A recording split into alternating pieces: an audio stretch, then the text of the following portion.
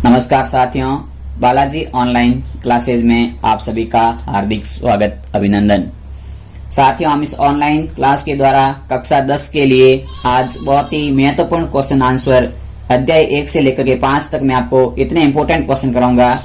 हो सकता है वीडियो थोड़ा बड़ा बनेगा, लेकिन आज के वीडियो में आपको 1 से लेकर के 5 सितंबर अध्याय 5 है, वहां तक के सारे क्वेश्चन आपके बिल्कुल किसी प्रकार की समस्या नहीं रहेगी। सारे के सारे डाउट इस वीडियो के द्वारा आपको सॉल्व करा दिए जाएंगे।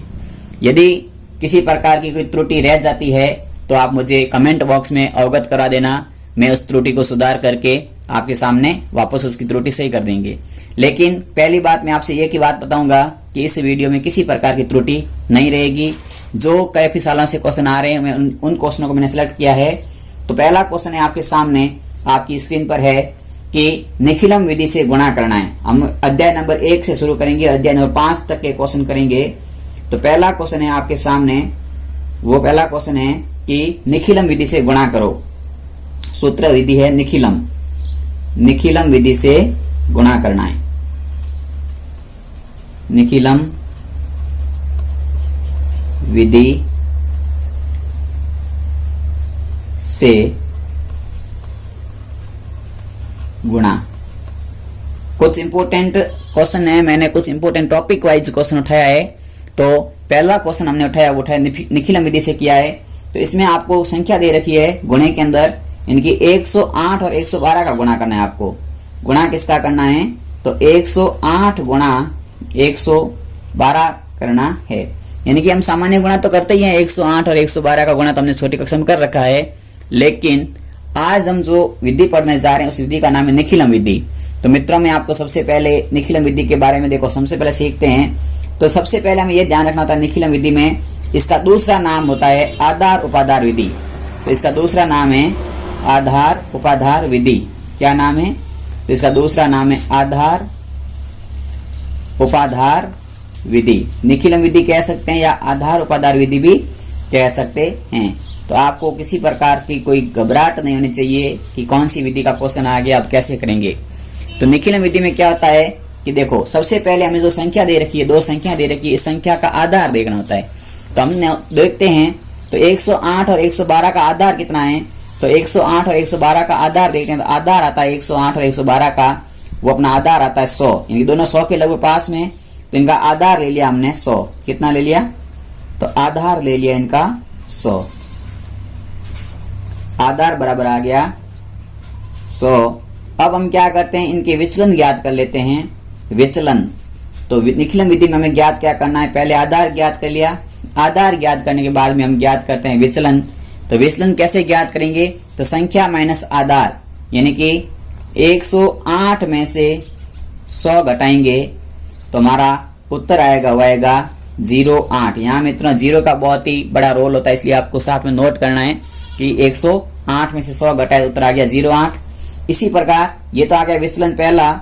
इसी प्रकार हम ज्ञात करेंगे विचलन दूसरा, विचलन सेकंड। तो विचलन सेकंड ज्ञात करते हैं। तो विचलन सेकंड ज्ञात करने का तरीका है वही सेम तरीका, संख्या में से 100 घटा दो, इनका आधार घटा दो। तो 112 में से 100 माइनस करेंगे तो हमारे पास में आंसर आएगा, वो आएगा 12, प्लस के 12। दोनों आंसर प्लस के आगे हैं। अब हमें क्या करना है, इसकी मैं विधि लिखता हूं। तो आपको देखो 108 है, तो 108 के सामने इसका विचलन लिख दो प्लस के 08। 112 है, इस 112 के सामने इसका विचलन लिख दो प्लस के 12। फिर हमें क्या करनी है, एक लाइन खींच लेनी है इस प्रकार से। ये मैंने कुछ भी नहीं किया है, यहां तक आपको काम है आधार ज्ञात करके विचलन ज्ञात किया। पहला काम ये बात ध्यान रखनी है।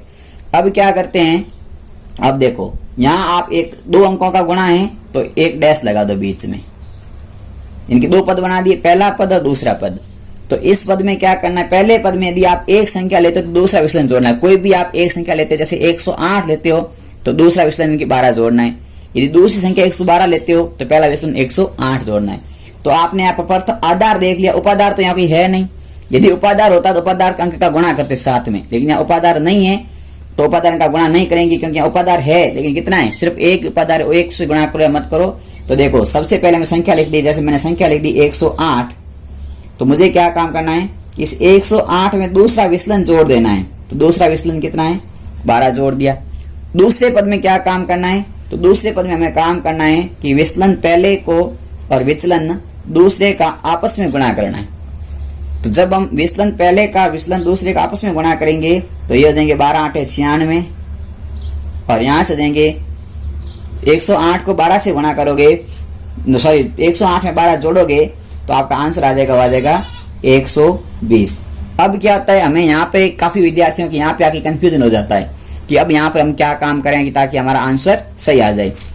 तो देखिए, हमें यहाँ पे कुछ भी नहीं करना होता है। यहाँ पर हमें ये काम करना है कि हमारे आधार में जीरो कितने वो नोट कीजिए आप।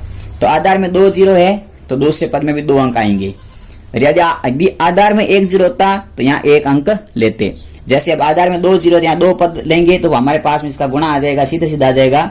2 पद दूसरे में रहेंगे, शेष कोई पद है नहीं तो डैश हटा को सीधा लिख दो 120, यानी कि 12,096 इसका आंसर आ गया 112 इंटू 108 का, ये इसका आंसर आ गया। यदि यहाँ पर 1 जीरो होता, जैसे मान लो मैं आपके सामने समझा देता हूं, जैसे मेरे पास में आ गया 120 और 96 आ गया। अब मुझे इसको सॉल्व करना है और मेरे पास में आधार में यहाँ केवल 1 जीरो है तो मैं कैसे लिखता? तो 6 का 6 लिख देता। इस 9 को मैं यहाँ आगे भेज देता 120 में, तो हो जाते 129 और पीछे रह जाते यहाँ 6 के 6, यानी कि ऐसे हो जाता। तो इस प्रकार से हम जब 1 जीरो होता है तब ऐसे आगे भेज देते कोई संख्या को। यदि हमारे पास यहाँ अंक 1 होता है, आधार में 0 2 है, जैसे हमारे पास में उत्तर आ जाता 120 और 9। हमारे पास में अंक 1 आ गया लेकिन हमें पास 2 जीरो क्या करने पड़ता काम, तो यहाँ पर आपको 1 जीरो लगाना पड़ता है मन से, दो अंक बनाने के लिए। तो ये आपको कुछ बातें ध्यान रखनी है इस क्वेश्चन के अंदर, जल्दी से नोट कीजिए। फिर हम अगला इसी का एक इंपॉर्टेंट और क्वेश्चन करते हैं, तो आपने इसका नोट कीजिए। तब तक हम आपके सामने दूसरा क्वेश्चन लेके आते हैं नई विधि का। तो दूसरा क्वेश्चन है अपने सामने, वह है कि सूत्र ऊर्ध्व तिर्यक व्याम से गुणा करना। अब हमारी सेकंड विधि, पहली विधि निखिलम से गुणा करना, निखिलम विधि से गुणा करना सीख गए हैं। अब दूसरा विधि का नाम है वह ऊर्ध्व तिर्यक व्याम गुणा, यानी कि तिरछे गुणे जिसे हम कहते हैं। तो ऊर्ध्व तिर्यक व्याम गुणा करने के लिए हमें क्या करना है? जैसे हमारे पास गुणा है 2413 का 3124 से गुणा करना है। तो मैं 2413 में कितने अंक है? 4 अंक है। तो मैं इसके पद बनाऊंगा। तो पहला पद आएगा केवल 2, दूसरा पद आएगा आगे के 2 अंक यानी कि 2 4, तीसरा पद आएगा 2 4 1, चौथा पद आएगा पूरी संख्या 2 4 1 3, पांचवा पद आएगा 4 1 3, छठा पद आएगा 1 3 और सातवां पद आएगा 3। इस प्रकार से जब 4 अंक होते हैं तो 7 पद बनते हैं। इसी प्रकार अब इसमें करेंगे 324 का लिखेंगे तो 3 का 3, सॉरी 3124 का 3 का 3, फिर 3 1, फिर लिखेंगे 3 1 2, फिर पूरी संख्या लिखेंगे 3 1 2 4, फिर लिखेंगे 1 2 4, फिर लिखेंगे 2 4 और लास्ट में लिख देंगे केवल 4। इस प्रकार से हम क्या करेंगे? 7 खंड बना लेंगे जब 4 अंक होंगे। तो ऐसे यानी कि पहले आप इकाई का अंक लिख सकते हो, फिर इकाई दही लिख सकते हो, फिर इकाई दही सैकड़ा लिख सकते हो, फिर इकाई दही सैकड़ा 1000 है तो 1000 लिख सकते हो। फिर क्या करना है?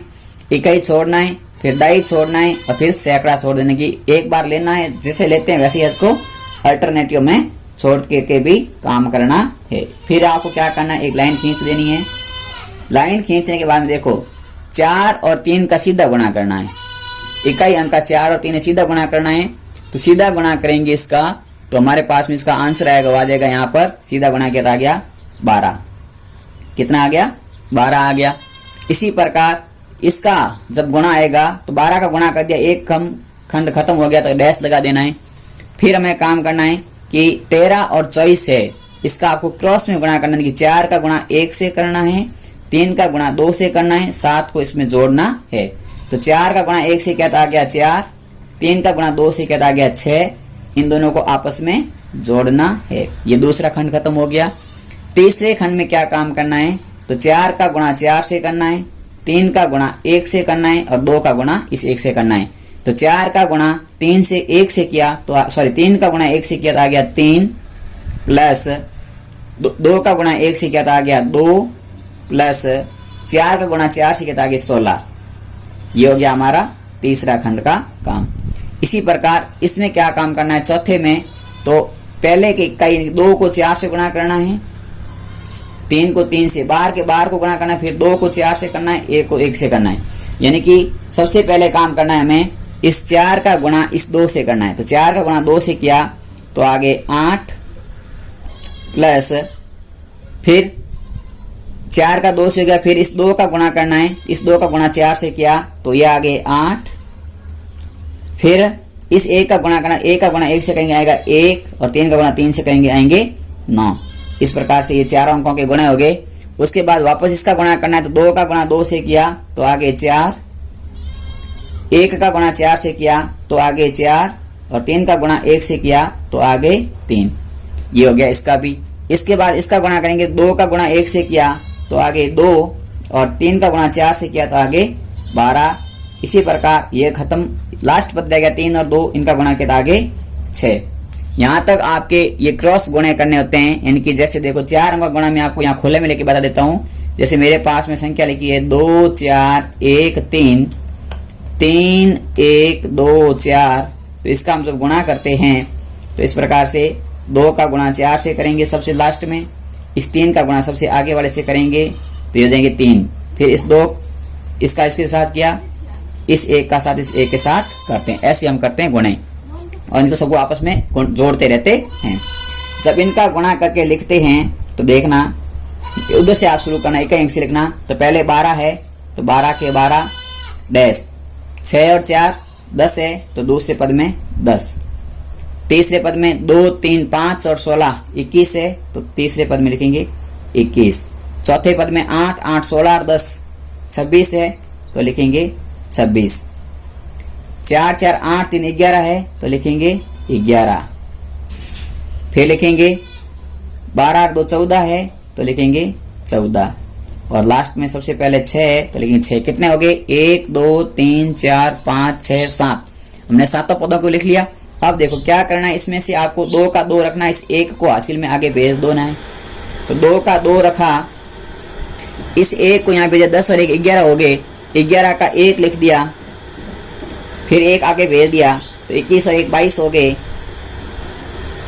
तो 22 का 2 लिख दिया, फिर 2 आगे भेज दिया, 26 2 28 हो गए, 28 का 8 लिख दिया, 2 आगे भेज दिया, 11 2 13 हो गए, 13 का 3 लिख दिया, 1 आगे भेज दिया, 14 1 15 5 हो गया, 1 आगे भेज दिया, 6 और 1 7 हो गया। यानी कि एक एक अंक रखना है, बाकी आगे भेज के जोड़ते हुए लिखते रहना है और जैसे हम गुणे में करते हैं। तो 2 का 2 रखा, 1 आगे भेज दिया, 11 का 1 आ गया, 21 और 1 22 का 2 आगे गए, 26 2 28 का 8 2 आगे गए, 11 2 13 का 3 1 आगे गया, 14 1 15 का 5 1 आगे गया, 6 1 7। तो ये हमारा आ गया, इसका गुणे का आंसर आ गया, वो था ऊर्ध्व तिर्यक व्यायाम से हमने किया गुणा। तो जल्दी से आप इसको भी नोट कर लीजिए, बहुत ही आसान विधि है ये भी। फिर हम अगला इसका इंपॉर्टेंट क्वेश्चन करते हैं, तब तक आप इसको नोट कीजिएगा। चलिए अगला आपके सामने क्वेश्चन है, निखिलम विधि से हमें क्या करना है, भाग देना है। हमारे सामने संख्या है 1,11,034 में 889 का भाग लगाना है। तो हम इसको हल करेंगे। तो इसको हल करने के लिए हमें क्या काम करना पड़ेगा, सबसे पहले हमारे पास भाजक है 889, इसका आधार क्या है, तो इसका आधार है, भाजक का आधार लिखेंगे। सबसे पहले निखिलम का भाग करना है तो आपको लिखना है भाजक का आधार। तो भाजक का आधार कितना आएगा, तो भाजक का आधार लगभग किसके पास में संख्या है, लगभग 1000 के पास में है। दूसरा काम में ज्ञात करना है इसका विचलन। तो विचलन इसका उल्टा ज्ञात होता है, गुणे में हम विचलन करते थे, उसका उल्टा यहाँ विचलन ज्ञात करेंगे। गुणे में तुम संख्या में से आधार घटाते थे, लेकिन यहाँ आधार में से संख्या घटाएंगे। तो 1000 में से 889 घटाओगे तो आपका उत्तर आएगा 111। ये आ गया आपका विचलन। यहाँ तक आपके काम करने के बाद में आपको जब भी ऐसे सूत्र निखिलम हो, चाहे ध्वजांक हो, कुछ भी सूत्र हो, आपको क्या काम करना है, आपको काम करना है 3 खंड बनाने। कितने खंड बनाने हैं, 3 खंड बनाने हैं। मैंने आपके सामने 3 खंड बना लिए। पहला खंड, मध्य खंड या दूसरा खंड कह सकते हैं, इसको हम तीसरा खंड कह सकते हैं। सबसे पहले आपको काम करना है 3 खंड बनाने।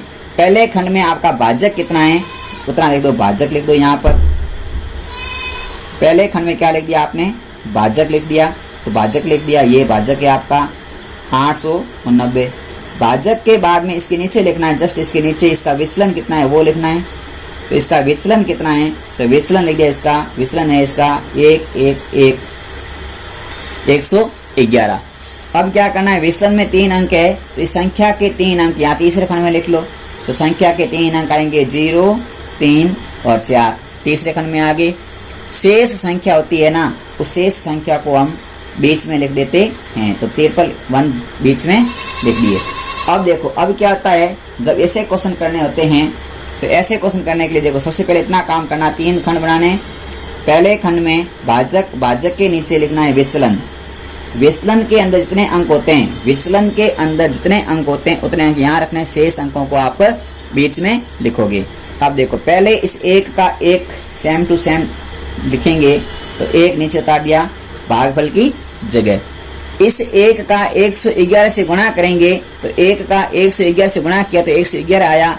तो 111 को लिखेंगे, 1 के नीचे 1 अंक के नीचे अंक लिखना है, तो 111 लिखाना है। तो 111 लिख दिया हमने, ये इस प्रकार से मैंने 111 लिख दिए। अब देखो इसमें 1 और 1 जुड़ जाते हैं, 1 और 1 कितने हो गए, तो 1 और 1 हो गए 2। दूसरी लाइन पूरी करनी है, तो 1 और 1 को जोड़ दिया तो 2 आ गए। इस 2 को 111 से गुणा करोगे तो आएंगे 222। 111 को किया तो ये 2, ये 2 और ये 2, यहाँ तक आपने कर दिया। तो यहाँ से आप किया तो आपके पास में देखो तीसरी लाइन का आपका आ गया, योग आ गया, वो आ गया 4, इनकी 124 आ गया। अब 4 आ गया, 4 को हमारे 111 से गुणा करते हैं, तो ये लाइन में थोड़ी सी नीचे खींच देता हूँ। जब हम इस 4 को 111 से गुणा करेंगे तो हमारे पास में गुणनफल आएगा, वो आएगा कितना आ जाएगा 444। तो यहाँ लिखेंगे 4 4 4, क्योंकि हमें यहाँ तक इसका भी गुणा करना है। अब देखो 444 आ गया। अब इनको जोड़ दो, यहाँ कुछ नहीं है मतलब 0 है, यहाँ भी कोई संख्या नहीं मतलब 0 लगा सकते हैं, यहाँ भी कोई संख्या नहीं मतलब 0 लगा, ताकि आपको जोड़ में कोई दिक्कत नहीं आएगी। आप डैश भी लगा सकते हैं। अब देखो 4 और 4 कितने हो गए, तो 4 और 4 हो गए 8, 3 और 2 5 और 4 कितने हो गए, तो ये हो गए आपके 9, और ये 4 और 4 कितने हो गए, तो ये हो गए 8। यानी कि हमारे पास में आ गया 800। देखो सॉरी यहाँ ध्यान रखना, ये देखो हमारे पास 4 2 6 1 7, तो हमारे पास आगे 798। कितने आगे, 798 आगे। अब देखो हमारे पास में एक संख्या आई 124 और एक संख्या आई 798। इस संख्या को आप देखिए 798 जो है, ये 798 890 से छोटा है या बड़ा है, तो ये संख्या छोटी आ जाती है, तो हमारा भाग समाप्त हो जाता है। तो इसे हम कहते हैं भागफल। भागफल तो कितना आया 124, भागफल आ गया 124। और शेषफल कितना आ गया, तो शेषफल आ गया आपका 798। ये था इसका आंसर। जल्दी से आप इसको नोट कीजिए। ध्वजांक विधि का भाग सीखने से पहले आपके लिए ध्वजांक का भाग आ रहा है। अगला भाग ध्वजांक का भाग है, जल्दी से नोट कीजिए और तैयार हो जाए। ध्वजांक के लिए बहुत इंपॉर्टेंट भाग है ध्वजांक वाला। चलिए आपके सामने ध्वजांक वाला भाग आ रहा है। तो ध्वजांक वाले भाग में देखो हमारे समय संख्या लिखी है 5,92,837 में 119 का भाग लगाना है। ध्वजांक विधि से भाग देना है। तो ऐसे क्वेश्चन करने के लिए सबसे पहले हमें एक ही काम करना है कि आपको 3 खंड बना लेने हैं। 3 खंड बनाने के बाद में पहले खंड में आपको लिखना है, संख्या लिखी है, इसमें से इकाई अंक क्या है, जो भाजक है, भाजक का इकाई अंक ध्वजांक होता है। तो पहले खंड में आपको लिखना है ध्वजांक, और ध्वजांक हमेशा आपको इकाई अंक का ही मानना है, ताकि आपको कोई दिक्कत नहीं होगी। कभी किताबों में दो भी माने हुए हैं, हम एक मानते हैं। तो ध्वजांक लिख लिया आपने, तो ध्वजांक आ गया 9। दूसरे खंड में हमें, दूसरी लाइन में हमें लिखना होता है, इसके नीचे वो लिखना है मुख्यांक। तो मुख्यांक शेष अंक मुख्यांक हो जाएंगे, तो 100 देखो हाँ ध्वजांक 9 आ गया। अब क्या करना है कि अब हमें मानना है, तो शेष संख्या कितनी आएगी 11, इसका मुख्यांक आ गया, वो आ गया 11। अब देखो ध्वजांक में कितने अंक है, 1 अंक है, तो संख्या का इकाई अंक यहाँ तीसरे खंड में लिख देंगे 1 अंक। शेष संख्या बीच में लिखनी है 5 9 2 8 3, बीच में लिख दी, और आपको 2 लाइन छोड़ करके इस प्रकार से एक लाइन खींच देनी है। यहाँ तक आपके सामने 3 खंड बन गए। अब देखो अब ध्वजांक का भाग करना है, तो मैं इसके साथ में आपके कुछ संकेत भी अपने को काम करने पड़ते हैं। संकेत लिखने का काम होता है, तो संकेत मैं आपके साथ यहाँ लिखता रहूंगा, तो आप संकेतों का विशेष ध्यान रखना। काफी बार हम संकेत लिखना गड़बड़ कर देते हैं, तो हमारे भाग में भी गलतियां हो जाती है। तो संकेत है आपके सामने। देखो सबसे पहले देखो हमारे को जो संख्या लिखी हुई है बीच वाली, इसमें आपको इकाई अंक देखो, एक अंक लेके देखो 5, इसमें भाग देना है मुख्यांक का। तो मुख्यांक संख्या 11 यहाँ है, 5 तो भाग जाएगा नहीं, 2 अंक लेंगे तो 2 अंक ले ली, तो अपने पास संख्या बन गई, कितनी बन गई संख्या बन गई 59। अब क्या होता है कि 59 में 11 का भाग देते हैं, तो 11 का भाग जाता है हमारा 5 बार। कितनी बार जाता है? 11 5 55, 5 बार भाग गया। पीछे कितने रह गए? तो 55 में से 59 में से 55 घट गए, तो पीछे रह गए 4, यानी कि नई संख्या पीछे रह गए 4। तो हमने क्या काम किया? संकेत में पहला संकेत मैंने आपके सामने लिखा कि 59 में भाग लगाया 11 का, तो भागफल कितनी बार गया? तो भागफल आया 5, भागफल बराबर 5 और शेष फल आए 4, शेष आएंगे 4। ये हमने पहला संकेत लिखा। अब देखो हमारे पास में नया भाज्य कितना बन गया? तो नया भाज्य बन गया, वो बन गया नया भाज्य। कैसे ज्ञात करते हैं नया भाज्य? देखो बहुत ही आसान तरीके से बताऊंगा आपके सामने। नया भाज्य जो ये 4 लिखा है, 4 9 और 2 के बीच में लिखना है, नई संख्या बन गई 42 बन गई, इसे कहते हैं नया भाज्य। तो नया भाज्य बन गया 42। हमें क्या काम करना था? ध्वजांक के अंदर नए भाज्य बनता है, उसका करना था संशोधन। तो संशोधन करते हैं इसका, तो संशोधित भाज्य कहलाता है ये। फिर क्या कहलाएगा? संशोधित भाज्य। तो संशोधित भाज्य ज्ञात करना है, तो संशोधित भाज्य कैसे ज्ञात करेंगे? उसके लिए हम काम करते हैं संशोधित भाज्य के लिए वो हम काम करते हैं, क्या करते हैं? नए भाज्य में से ध्वजांक इंटू भागफल का गुणा घटाते हैं। नए भाज्य में से ध्वजांक इंटू भागफल का गुणा घटाते हैं। तो 42 में से 45 घटाना है, क्या घटता है? आंसर प्लस में आना चाहिए, माइनस में नहीं आना चाहिए। तो 42 में से 45 नहीं घटते हैं क्योंकि आंसर माइनस आ जाता है। तो यहाँ पर हमारी एक बहुत बड़ी गड़बड़ हो जाती है कि अब क्या करना है। क्यों? क्योंकि 42 में से 45 जाएंगे, आंसर माइनस में, अगर माइनस में आंसर नहीं आना चाहिए। अब यहाँ पे जाकर के विद्यार्थी डर जाते हैं, कह देते हैं अब क्या होगा। तो देखिए आप यहाँ तक ये लिखा हुआ है, यदि आप ऐसा लिखते हैं तो आपको संख्या का पता नहीं, आप भागे शुरू करेंगे तो कोई बात नहीं, टेंशन नहीं लेना है। आप यहाँ फिर देखोगे, यहाँ लिखोगे विधि पुनः शुरू करने पर, विधि पुनः शुरू करने पर, इतना लिखने के बाद में आपको वापस विधि लगानी है। तो वापस विधि लगाने से क्या ध्यान रखना है? तो मैं यहाँ आपके सामने इतना लिखा हुआ है। अब देखो, अब मैं आपके सामने संकेत थोड़ा बोलते रहूंगा, आप साथ साथ में लिखते रहना, समझ में आ गया संकेत लिखना। देखो अब जब हम 11 का भाग 59 में देते हैं तो 5 बार जाता है, शेषफल 4 आते हैं, लेकिन आगे संशोधन नहीं होता है। तो हम क्या करते हैं? भाग को देते हैं कम बार, 5 की जगह क्या कर देते हैं? हम भाग देते हैं 4 बार। तो 44 आते हैं। 44 को जब 59 में से घटा देते हैं तो शेषफल आते हैं 15। कितने आते हैं? शेषफल आते हैं 15। तो पुनः शुरू कर दी, मैं एक संकेत यहाँ लिख देता हूँ, 59 भाग 11, तो शेषफल भागफल आ गया, वो आ गया हमारा भागफल बराबर 4 और शेषफल आ गए, वो आ गए 15। ठीक है, यहाँ तक आपके समझ में आ गया होगा। अब इस नया भाज्य कितना बन गया? तो नया भाज्य बन गया 15 के साथ में जोड़ दो 2, इनकी आगे 2 ऐड कर दो, 15 और 2 यानी मतलब 152 हो गए। संख्या बन गई, नई संख्या बन गई 152। इस 152 का हम संशोधन करते हैं, तो 152 में से ध्वजांक कितना है? 9 और भागफल कितना है? 4, इनकी 36 घटा देते हैं। तो जब हम 152 में से 36 घटा देते हैं तो हमारे पास में नया भाज्य आ जाएगा। 12 में से 6 गया, पीछे रह गया 6, 14 में से 3 गए, पीछे रह गए 11, इनकी 116 नया आ गया हमारे पास।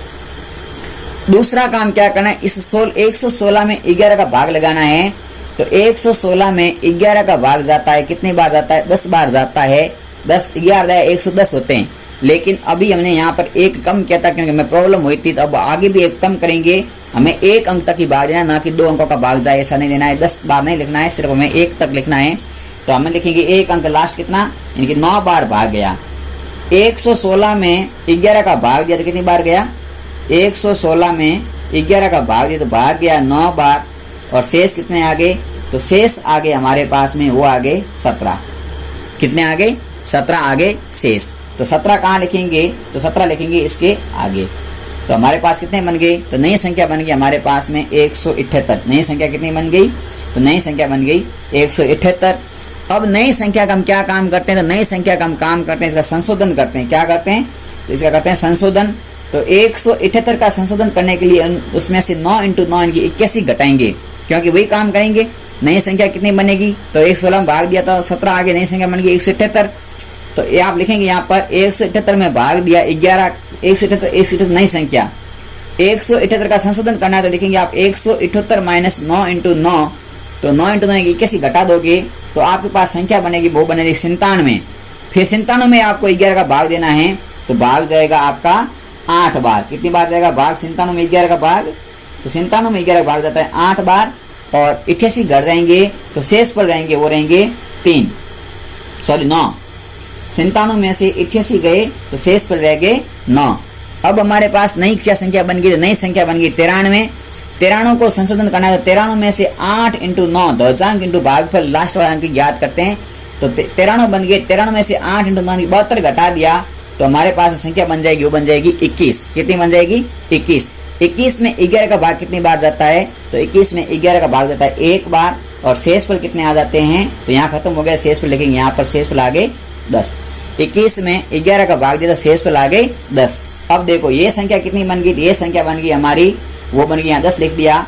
तो यहाँ पर वो संख्या हमारी कितनी बनेगी, तो यहाँ संख्या बन गई हमारी, वो बन जाएगी, देखो 10 बन गए, 107 बन गए। अब कितनी संख्या बन गई, तो अब हमारे यहाँ संख्या बन गई 107। अब इस 107 का संशोधन करेंगे, क्योंकि ये संख्या 107 बन गई। अब इस 107 का हम संशोधन करेंगे, तो 107 का संशोधन करने के लिए आप उसमें से 9 घटा दोगे और 107 में से 9 घट जाएंगे तो आपकी संख्या बन जाएगी, वो रह जाएगी हमारी कितनी, 98 रह जाएगी। इनकी हमारे पास में संख्या आ गई 98। अब 98 संख्या है जो 119 से छोटी है बड़ी है, तो ये संख्या छोटी है तो भाग समाप्त हो गया। ये तो आ गया शेषफल 98 और भागफल आ गया 4981। तो जल्दी से आप इसको नोट कीजिए, फिर हम अगला क्वेश्चन इंपोर्टेंट करते हैं आगे की अध्याय का। तो अगला क्वेश्चन है आपके लिए, वो है कि भागफल विधि से घनमूल ज्ञात कीजिए। बहुत ही इंपॉर्टेंट क्वेश्चन है कि घनमूल ज्ञात करना है भागफल विधि से। तो घनमूल ज्ञात करने के लिए मैं आपके सामने सूत्र लिखता हूं। यदि हमारे पास में सूत्र लिखा हुआ हो a माइनस बी का घन क्या होता है, यानी कि a माइनस बी का घनमूल कैसे ज्ञात करते हैं, तो a माइनस या a प्लस बी का घन कैसे ज्ञात करते हैं, सॉरी a माइनस बी। तो इसका हम सूत्र करते हैं, लिखते हैं, वो लिखते हैं a cube minus 3a square b minus 3ab square plus b cube. ये हमारा होता है इसका तरीका, a cube minus 3ab plus 3a square b, यानी कि इस प्रकार से हम इसके क्वेश्चन करते हैं। तो हमारे पास में सूत्र है। अब देखो इस संख्या का हमें घनमूल ज्ञात करना है, तो घनमूल ज्ञात करने के लिए सबसे पहले हम क्या काम करते हैं, 3-3 के जोड़े बनाते हैं। सबसे पहला काम होता है घनमूल ज्ञात करने के लिए, तो 3-3 के हम क्या बनाते हैं, 3-3 के हम बनाते हैं जोड़े बना लेते हैं। 3-3 के जोड़े बनाने के बाद में आपको सबसे पहला जोड़ा देखना है कि इस पहले जोड़े का घन लगभग किस संख्या के पास में आता है।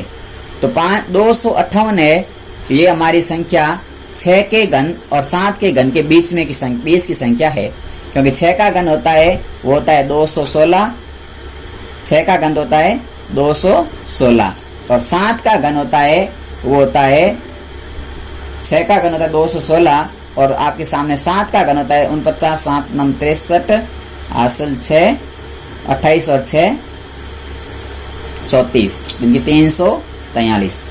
तो देखो 6 का घन तो है 216, 7 का घन है 343, इसके बीच में आती है। तो हम क्या करते हैं कि छोटी संख्या तो उसका घन घटाएंगे। तो सबसे पहले इसमें से हम घटाते हैं, 6 का घन घटा लेते हैं। तो 6 का घन इसमें से घटाते हैं, तो यहाँ हम जिसका घन घटाते हैं, जैसे मैंने यहाँ 6 का घन घटाया है, जो संख्या का क्यूब यहाँ घटाएंगे उसी संख्या को हम ऊपर लिखेंगे। तो यहाँ हम लिख देंगे 6। तो पहली संख्या हमने लिख दी 6। 6 का घन घटाया जिसमें से 500, देखो 258 में से 6 का घन घटा दिया तो 6 का घन 216 घट गए। तो 216 घट गए तो हमारे पास में संख्या कितनी बच गई, तो शेष संख्या हमारे पास बच गई, वो बच गई 8 में से 6 गए 2, 5 में से 1 गया 4। अब हम इसका एक अंक यहाँ उतार लेते हैं जोड़े का। तो एक अंक उतार ले तो हमारे पास संख्या कितनी आ गई 42 के साथ में एक अंक उतारे संख्या बन गई हमारे पास में 426। अब देखो a क्यूब घटा दिया हम 3a स्क्वायर b, मतलब अब इसमें से क्या घटाना है तो 3 का मतलब माइनस का 3 का 3 a स्क्वायर का मतलब 6 का स्क्वायर। अब देखो इसमें यहाँ में क्या काम करना होता है 3a स्क्वायर b वाला फॉर्मूला काम में लेना है। देखो पहले मैंने ये a हो गया मेरे पास 3 है 3a स्क्वायर। अब b का मान क्या करना है, मुझे ऐसी संख्या देखनी है कि 6 के स्क्वायर अगर 36 को 3 से गुणा कर दो तो 36 को आप 3 से गुणा करोगे, 36 को 3 से गुणा किया कितना आ गया 6 3 18 8 हासिल 1 3 3 9 और 1 10 108। तो 36 को 3 से गुणा किया तो इनका आंसर आ गया 108। अब 108 को आप किससे गुणा करें कि 424 बन जाए, तो 108 को आप 4 से गुणा करते तो बनते हैं 432, हमें चाहिए 424, तो हम इसको गुणा करते हैं 3 से तो हमारे पास में आते हैं 324। तो किससे गुणा किया हमने, क्योंकि 4 से गुणा करने पर अधिक हो जाता है, 3 से गुणा किया, जिससे हमने गुणा किया तो उसको यहाँ लिख दिया, ये आ गया हमारे पास b का मान। अब देखो अब यहाँ से हो जाएगा हमारे पास इसका गुणा किया तो आ गया 324।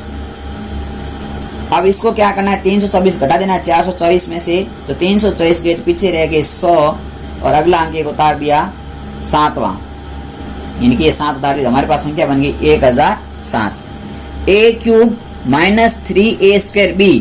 अब तीसरा काम क्या है माइनस 3ab स्क्वायर, तीसरा काम है माइनस 3, तो 3 का 3, a का मान कितना है 6 और b का मान कितना है 3 का स्क्वायर, यही तो है माइनस 3ab स्क्वायर। तीसरी पद ये थे minus 3a square b square. यहाँ से हमने फॉर्मूले से काम चलते हैं। तो 3 का 6 से किया 18 और 18 को आप 9 से गुणा करोगे तो 18 देखो 3 का गुणा किया 6 से 6 3 18, हाँ 18 में तो 18 होता है आपका 162। तो 1007 में से आप 162 घटा दोगे तो आपके सामने उत्तर आ जाएगा, वो आ जाएगा 5। 10 में से 6 गए पीछे रह गए 4, 9 में से 1 का पीछे रह गया 8 और अगली संख्या ये 4 है, इस 4 को यहाँ उतार देंगे यहाँ पर। यहाँ तक आपकी चीज समझ में आ गई। अब वापस काम क्या करना है b क्यूब घटाना है। क्या काम करना है b क्यूब घटाना है। तो b क्यूब का मतलब 3 का क्यूब घटाएंगे, तो 3 का क्यूब घटाएंगे, 3 का क्यूब होता है आपका 27, इसमें से घटा दो, सिर्फ कोई बात नहीं छोटी संख्या बनती है तो कोई बात नहीं, हमें b क्यूब भी घटाना है, b क्यूब भी घटाएंगे तो 27 घटा देंगे तो हमारे पास में उत्तर आ जाएगा 84 27, क्योंकि 54 में 27 के पीछे रह गए 27, तो 8427 शेषफल रह गए। अगला अंक उतार दिया हमने ये 8वां, तो ये हो गया हमारा 8। यहाँ जहां हमने ये क्यूब घटाया है इस क्यूब का b क्यूब है, सो स्क्वायर नहीं है 3 क्यूब है, तो हमने यहाँ से 3 का क्यूब घटाया है, जिसका हम क्यूब घटाते हैं उसको हम ऊपर भी लेते हैं। अब हमारे पास में a का मान बन गया 63। कितना बन गया a का मान, तो a का मान बन गया हमारे सामने, वो बन गया है 63। अब देखो अब इसमें से क्या घटाना है, इसमें से घटाना है 3a स्क्वायर b, मतलब माइनस का 3, a स्क्वायर का मतलब 63 का स्क्वायर और साथ में कुछ गुणे में, तो 63 का स्क्वायर कितना होता है हम ज्ञात कर लेते हैं। तो 63 गुणा 63 करेंगे, हम 63 का स्क्वायर ज्ञात करेंगे तो 3 3 9 6 3 18, 6 3 18 का 8 हासिल 1 36 और 1 37, गुणा कर दिया 9 8 8 16 का 6 हासिल 1 8 और 1 9 39 आगे 3969 आगे। अब 3969 इनको गुणा कर दो आप 3 से, तो इनको 3 से गुणा करेंगे तो 3 से गुणा किया तो आपने 9 3 27 का 7 हासिल 2 6 3 18 2 20 हासिल 2 9 3 27 और 2 29 हासिल 2 3 3 9 और 2 11, तो हमारे पास में आ गया 11907 आ गया। अब हम इसको किससे गुणा करें कि हमारे पास में ये संख्या लगभग इतनी आ जाए 84,000, तो 11 7 है 77 और 11 8 है 88, लगभग 7 के गुणा कर लेते हैं, तो इसको 7 से गुणा करते हैं तो 7 7 49, 7 9 63 का 3 हासिल 6, 11 7 77 और 6 77 और 6 83, तो हमारे पास में उत्तर आ गया 83,300। तो हमने 7 से गुणा किया, यहाँ लिख देते हैं 7 से गुणा और यहाँ लिख देते हैं हम 83,349, इसमें से घटा देते हैं। तो इस प्रकार से हम इसमें से घटा देते हैं तो हमारे पास शेषफल रहता है, वो रहता है हमारा शेषफल आ जाएगा 18 में से 9 गए पीछे रह गए 9, 6 में से 4 गए, पीछे रह गए 2, 12 में से 3 गए, पीछे रह गए 9 और ये 0 0 रहेंगे। अगला अंक उतार दो 5, तो अगला अंक यहाँ 5 उतार दिया तो हमारे पास संख्या बन गई 92 95। अब देखो वापस वही काम करना है, 3a² घटाया था, अब 3ab² घटाना है, तो 3 गुणा 63a और b का स्क्वायर मतलब 7 का स्क्वायर ये घटाएंगे। इसको जब गुणा करेंगे 3 को 63 से गुणा करेंगे जाएंगे 3 3 9 6 3 18 189। इसको 7 से गुणा करेंगे 7 9 63 हासिल 6 8 सॉरी 7 9 63 हासिल 6 7 8 56 और 6 62 हासिल 6 हासिल 2 सॉरी 2 62 का 2 हासिल 6 7 और 6 13 इनके 1323 आ गए। 1323 को आप 49 से गुणा करोगे, 7 7 49, तो इसे 49 से आप गुणा करोगे तो आपके गुणा आ जाएगा, वो आ जाएगा आपके लगभग 92 61। कितना गुणा आएगा?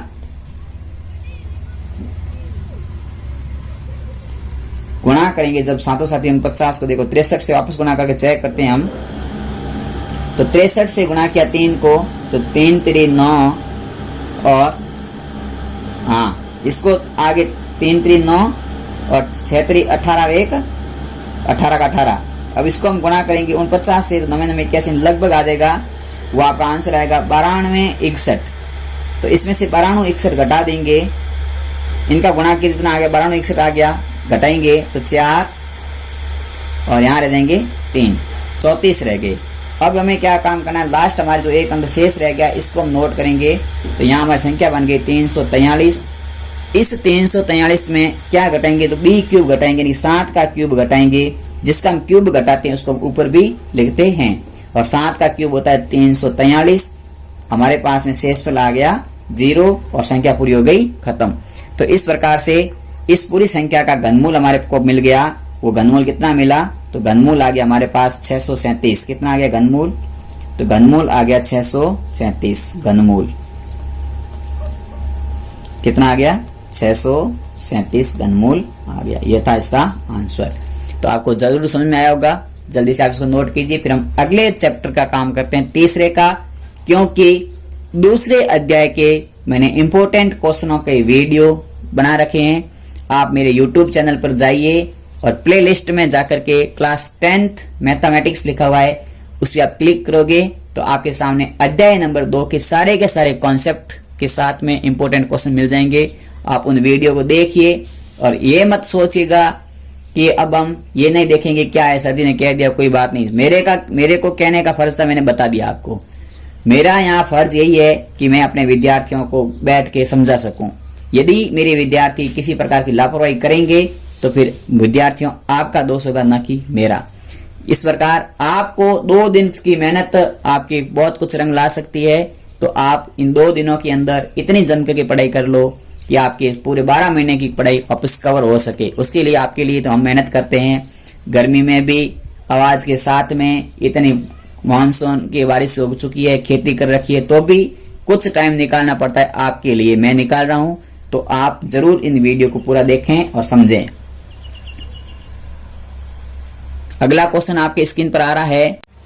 तो दूसरा क्वेश्चन आपके सामने स्क्रीन पर आ गया है कि के दूसरी हमारे अध्याय नंबर 3 का मैं क्वेश्चन उठाया मैंने।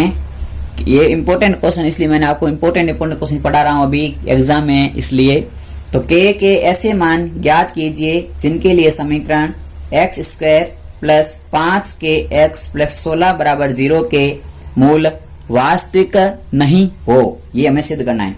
अब देखो यहाँ हमें कंडीशन दे रखी है मूल वास्तविक नहीं हो।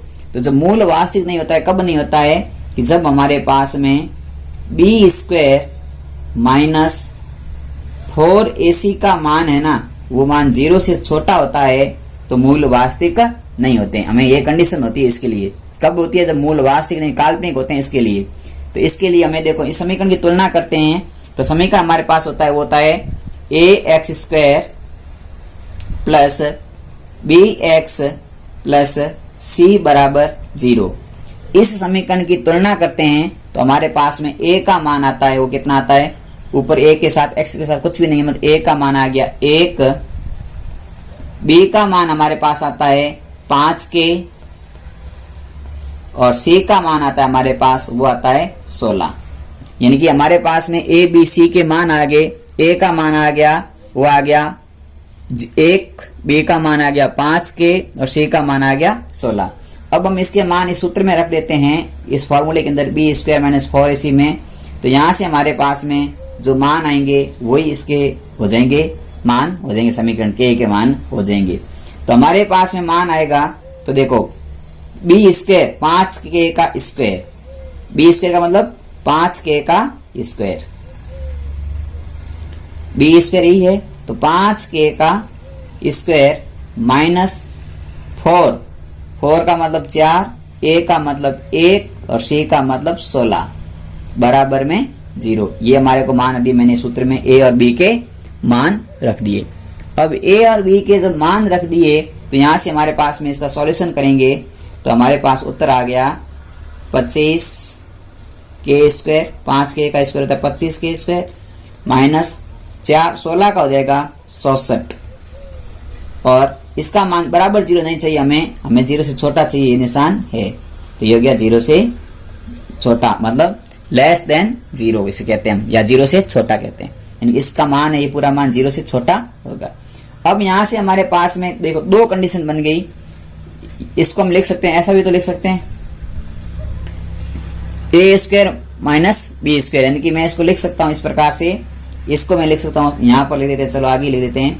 25k स्क्वायर को मैं लिख सकता हूं 5k स्क्वायर, और 66 को लिख सकता हूं मैं 8 का स्क्वायर, बराबर में लिख सकता हूं। इसका मान करता हूं 0 से छोटा, मैंने इसको एस रूप में लिख दिया। 25k स्क्वायर का स्क्वायर ये हो गया 5k स्क्वायर, और 66 का होता है 8 स्क्वायर। अब ये सूत्र बन गया ए स्क्वायर माइनस बी स्क्वायर, यहाँ फॉर्मूला बन गया ए स्क्वायर माइनस बी स्क्वायर। अब ए स्क्वायर माइनस बी स्क्वायर होता है ए प्लस बी और ए माइनस बी।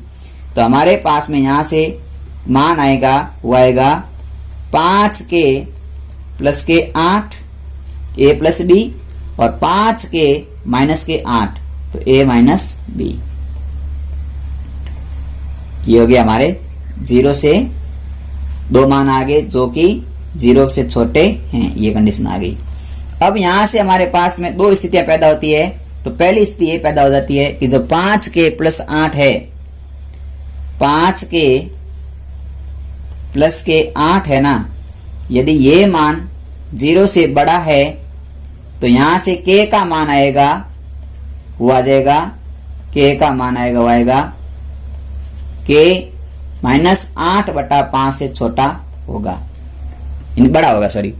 यहाँ 5k प्लस 8 है तो 8 उधर जाएंगे तो माइनस के 8 हो जाएंगे, बटे में 5 आ जाएगा, तो k का मान आएगा माइनस के 8/5। पक्षांतर किया मैंने, इसका कुछ भी नहीं किया है।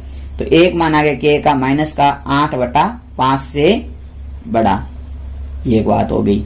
दूसरा मान यहां से यदि मैं लिख लें कि 5k माइनस 8 है जो 0 से छोटा है, तो यहां से हमारे पास में k का मान आएगा, तो k का मान आएगा, वो आएगा 5/8 से, सॉरी 8/5 से छोटा आएगा। 0 का मान किससे छोटा आएगा, तो 8/5 से छोटा आएगा k का मान। ये आ गया हमारे पास दूसरा मान। इसी प्रकार हमारी दूसरी स्थिति यहां बन जाएगी। तो दूसरी स्थिति में ये बन जाएगा, दूसरी स्थिति में कि जो 5k प्लस 8 का मान, 5k प्लस 8 का मान यदि 0 से छोटा है, तो यहां से हमारे पास स्थिति ये बन जाएगी कि k का मान आएगा वो माइनस 8/5 से छोटा आएगा। k का मान आएगा माइनस के 8/5 से छोटा।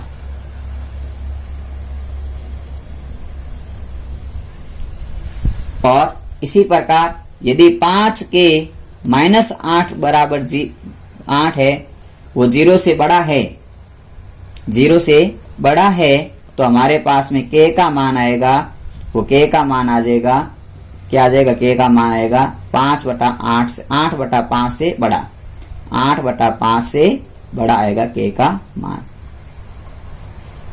इस प्रकार हमारे पास में कंडीशन बन गई k के लिए कि k का मान 8/5 से तो होगा बड़ा, माइनस के तो, और प्लस के 8/5 से होगा छोटा। ये हो गया k का मान। हमें k का मान ज्ञात करना था, ये आंसर आ गया। k का मान कितना आ गया, k का मान तो 8/5 से तो हो जाएगा छोटा, और प्लस के 8/5 से हो जाएगा सॉरी, माइनस के 8/5 से हो जाएगा बड़ा और प्लस के 8/5 से हो जाएगा छोटा। ये था हमारा इसका आंसर। ये अध्याय नंबर 3 का मोस्ट इंपोर्टेंट क्वेश्चन था, इसलिए मैंने इसको सॉल्व किया है। जल्दी से आप नोट करो। आपके सामने इसी चैप्टर का एक और इंपोर्टेंट क्वेश्चन आज लेके आते हैं हम, तब तक इस क्वेश्चन को आप नोट कीजिए जल्दी से। तो आपके सामने इंपोर्टेंट क्वेश्चन है कि द्विघात समीकरण b minus c x square plus c minus ax plus a minus b बराबर 0 के मूल वास्तविक व बराबर है, तो सिद्ध कीजिए कि 2b बराबर a प्लस c। देखो हमारे को इसमें कंडीशन दे रखी है मूल वास्तविक और बराबर, तो मूल वास्तविक और बराबर है तो हम इसको हल करते हैं। वास्तविक और मूल बराबर कब होते हैं, तो इसके लिए आपको कंडीशन ध्यान रखनी चाहिए। मूल वास्तविक और बराबर जब भी होते हैं जब हमारे को b स्क्वायर माइनस 4ac का मान 0 हो। क्या हो, जब हमारे सामने b स्क्वायर माइनस 4ac का मान हो क्या हो 0 हो, तब होता है।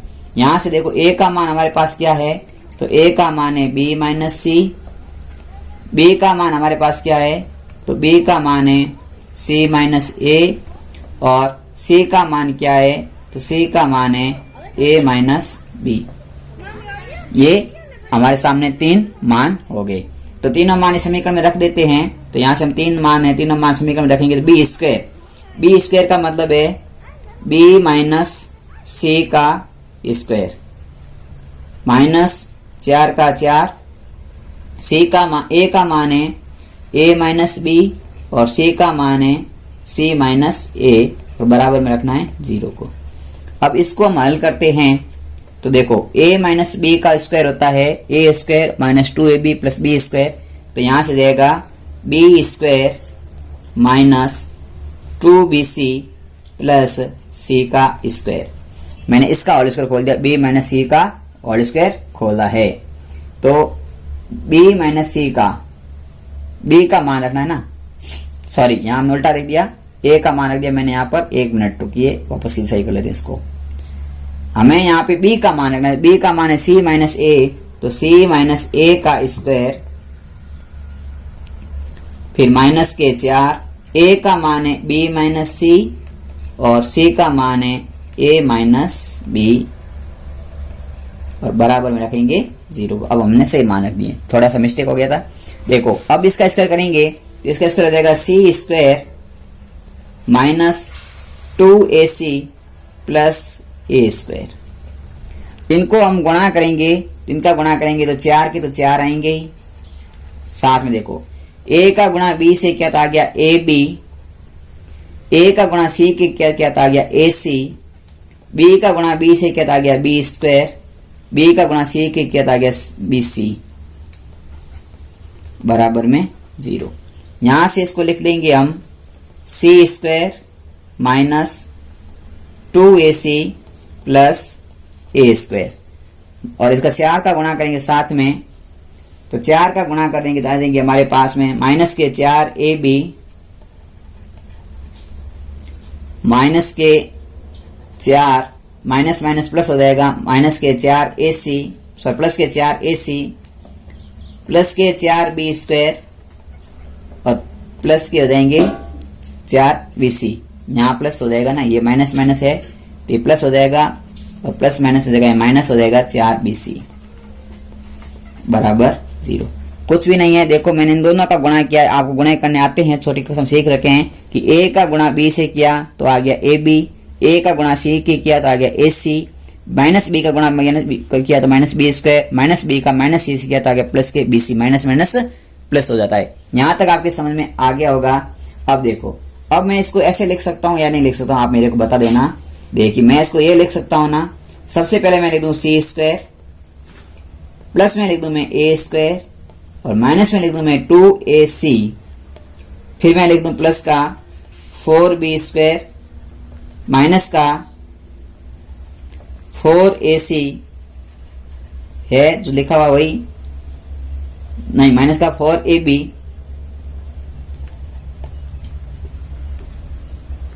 माइनस का 4bc और प्लस ठीक है, यहां तक लिख दिया। क्या लिख दिया मैंने? सी स्क्वायर ए स्क्वायर माइनस का 2ac है और यहाँ प्लस के 4ac है, तो माइनस के 2ac प्लस के 4ac कट जाएंगे तो प्लस के 2ac रह जाएंगे। मैं यहाँ प्लस कर देता हूं, तो देखो अब मेरे पास क्या रह गया। देखो इसको मैंने यहां से सॉल्व कर दिया। जो ये संख्या थी माइनस की 4ac और प्लस के 4ac थी, ये संख्या, इन दोनों संख्या में से प्लस के और माइनस के सेम संख्या है, तो माइनस की 2 कम हो जाएगी, प्लस की 2 रह जाएगी। तो मैंने इस पूरे समीकरण को इस प्रकार से लेके बराबर में लगा दिया 0। यहां तक आपकी चीज समझ में आ गई होगी। अब हमें क्या करना है कि देखो अब हम इसको लिखते हैं, अगला काम करते हैं। तो सबसे पहले हमारे को यहाँ क्या ज्ञात करना, वही रखेंगे कि सी स्क्वायर का सी स्क्वायर, ए स्क्वायर का ए स्क्वायर, फिर प्लस 2ac का 2ac रख देंगे। यहां तक लिख दिया सेम। अब देखो इन दोनों में से 4b कॉमन आ रहा है, इन तीनों में से 4b कॉमन आ रहा है, लेकिन हम दोनों में से 4b क्या कर लेते हैं, कॉमन ले लेते हैं।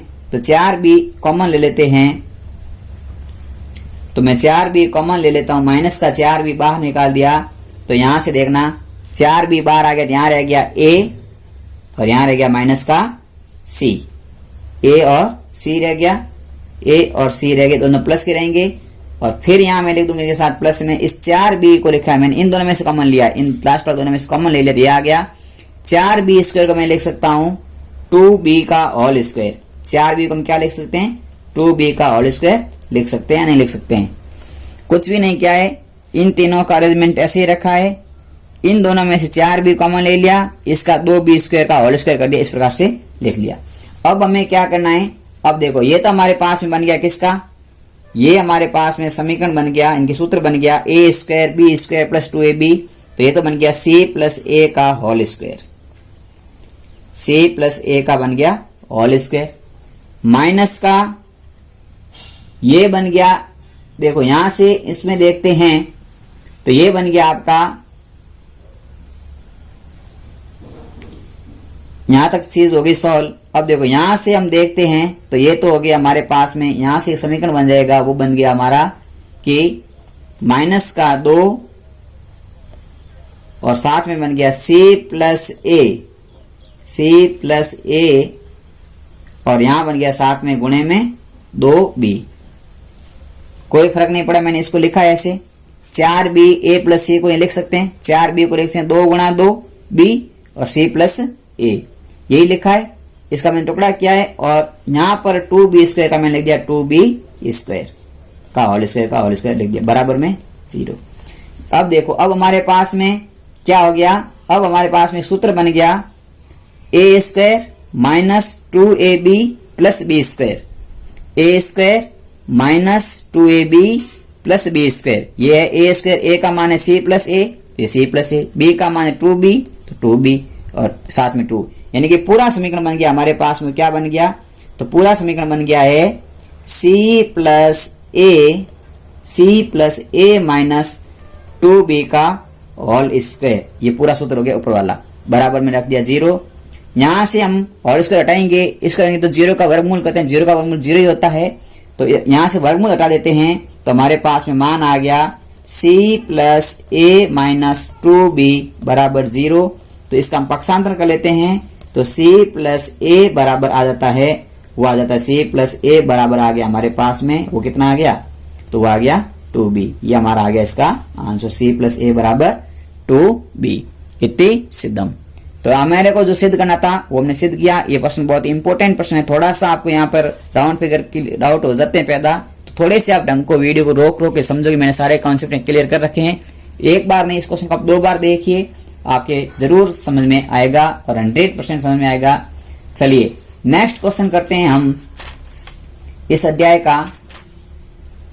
तो इस अध्याय में कुछ ऐसे इंपॉर्टेंट क्वेश्चन हैं, मैंने बाकी इस चैप्टर के भी क्वेश्चन मैंने वीडियो प्लेलिस्ट में करा रखे हैं, तो आप प्लेलिस्ट में जाइए और इस क्वेश्चन के इस चैप्टर नंबर 3 के भी क्वेश्चन प्लेलिस्ट में से आप पढ़ लीजिएगा। इंपॉर्टेंट क्वेश्चन करा रखे हैं, ये 2 क्वेश्चन मैंने कराए नहीं थे जो मैंने अभी इस वीडियो में करा दिए हैं।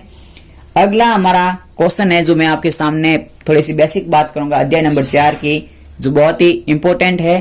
तो उसके लिए हम आपके लिए वीडियो लेके आ रहे हैं, मतलब क्वेश्चन ऐड करते हैं साथ में ही, तब तक आप इसको नोट कीजिए जल्दी से।